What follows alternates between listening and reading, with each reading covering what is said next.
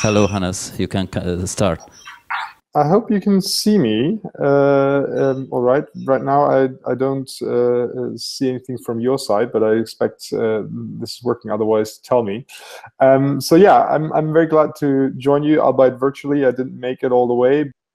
So Iversity, we are we're the first European MOOC platform. We launched in 2013.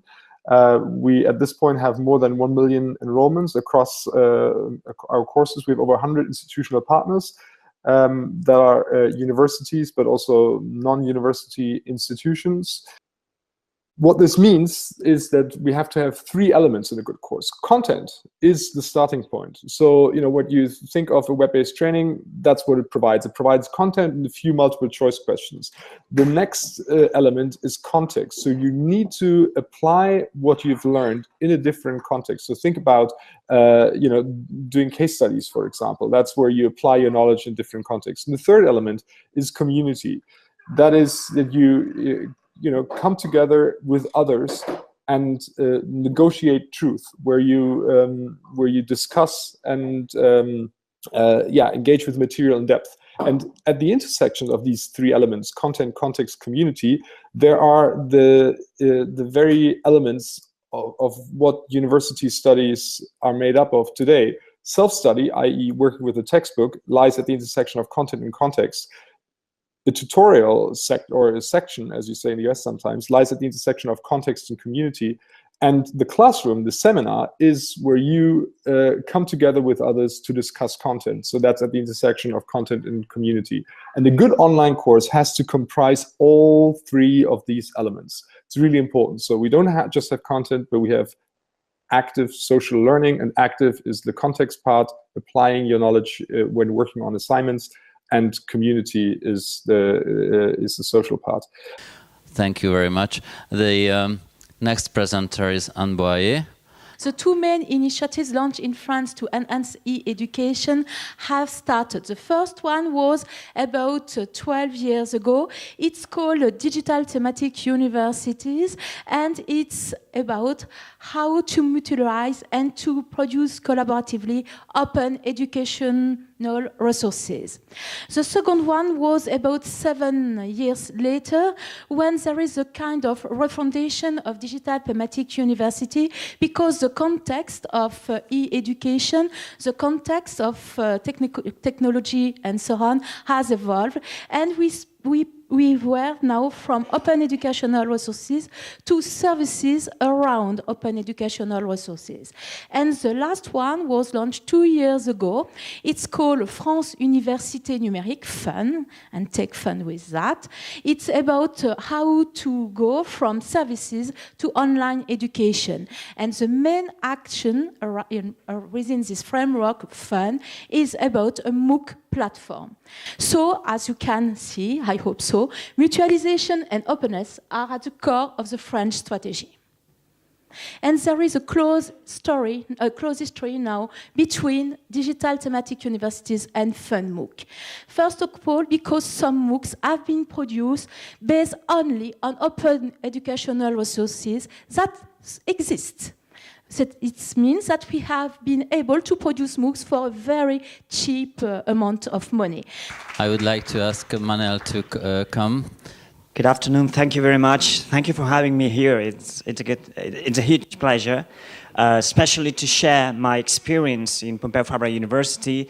So the beginning, as I said, started in 2013.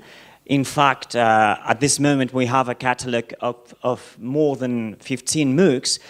So, MOOC UPF teams, the idea at the beginning when we created the MOOC strategy was, I would say, allowing the teachers to work by themselves. So it was a more autonomous, independent initiative for them that led them some freedom in order to get some resources for their presential courses from their face-to-face courses. But finally, we thought that the best idea was creating a whole team to help the teachers to create the courses. So this team is essentially integrated by 3 main departments. The first one is called La Factoria, the factory, with a technological vision.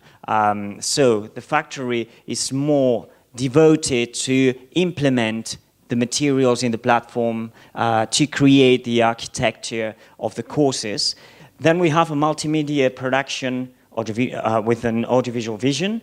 They are in charge of the whole shooting of the MOOCs. We try to give our special touch to the MOOCs, offering a storytelling vision and a social network element in the way we offer these courses. And then we have the Center for Learning, Innovation and Knowledge, the CLIC, which is a pedagogic center to try to give this instructional vision for MOOCs, try to help teachers sometimes to translate, which is a face-to-face course, to a MOOC, which is a quite difficult commitment at the beginning. This was one of the first difficulties we faced when we started with MOOCs. About the equipment, okay, we have the TV studios, we have a department in communications which is quite active, so we had to integrate a dynamic of sharing these spaces to have the face-to-face courses and the virtual courses or the virtual shooting. A MOOC is usually around, or it is calculated, it is around 25,000 and 40,000 euros, so it cuts costs. We have these funds from the ministry, and we had the ones from the Catalan government, but it's never enough. I mean, the Catalan government offer 8,000 euros to do a MOOC, and we can see the costs. Our university can't give money for MOOCs, but we have all these other resources. We have to say that all this team is also working in other departments in the university, so they are not completely devoted to do MOOCs. They are doing other tasks in the university. They are helping teachers to other commitments. So